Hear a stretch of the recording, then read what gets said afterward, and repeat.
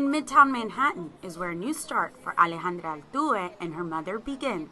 Altuve, an 18-year-old from Venezuela, arrived in New York City 2 months ago after a harrowing 6-month journey to the United States. Altuve's saga began in September of 2021 when her brother decided he was going to leave their home in Venezuela amid political unrest. Altuve decided to join her older sibling, and just as their plans were coming together, their mother, Jenny, joined too. Once the day we planned to leave got closer and we began to sell our little things for the trip, she was like, "Really? No, I'm going with you guys. I can't leave you guys. I am not going to be able to take the pressure of days not knowing what's going on, how the trip is going." The family's journey included passing through the treacherous Darien Gap, a 6-day roadless route that tested the family's survival. That is when we entered the forest. We spent 6 days in the forest. The last day was terror because we ran out of food.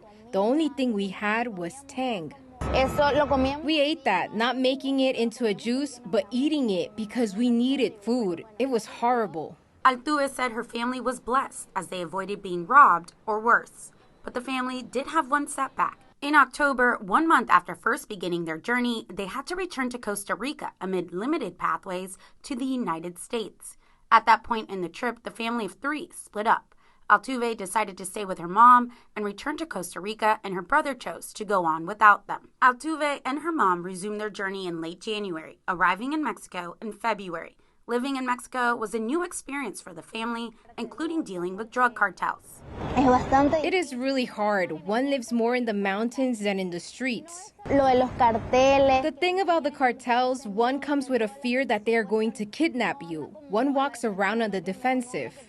The next hurdle for the duo was navigating the complicated process of using the app known as CBP1, an application U.S. Customs and Border Protection launched in 2020 aimed at streamlining the asylum process. The app is the main tool migrants use to get coveted U.S. immigration appointments before being allowed to cross into the country and seek asylum. But getting an appointment isn't easy. The app is known for glitches and malfunctioning. Altuve said it took many tries before the app finally worked for her and her mother. There, with the situation of the appointment, working towards it every day, getting up early in the morning, at 2 in the morning, at 7, at 3, to get an appointment, and thanks to the Lord, we got one.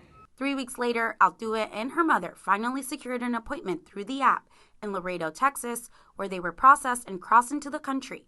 The two were given 1 year to submit their asylum application. From there, the mother and daughter spent a couple of days in San Antonio before choosing to come to New York, where they were set to reunite with her brother. The first days in the city were tough on the teen, who stayed in her hotel room, crying day and night. The first couple of days, it was really complicated because we went to the city with nothing.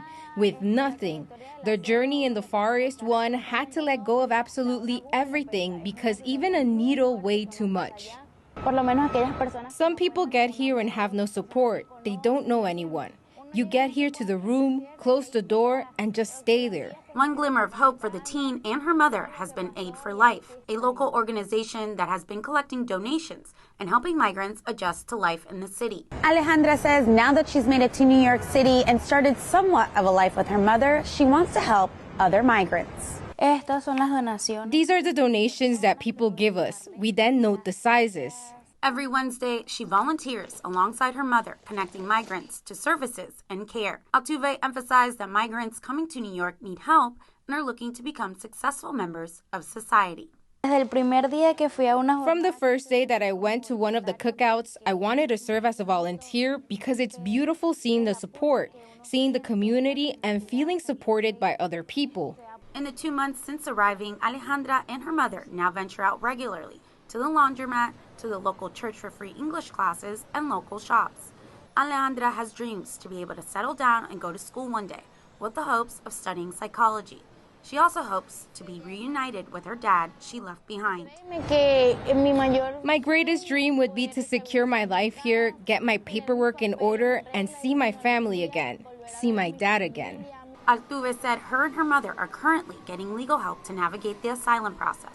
The teen and her mom are just 2 of the over 70,000 migrants that have come to the city with a dream and the clothes on their back.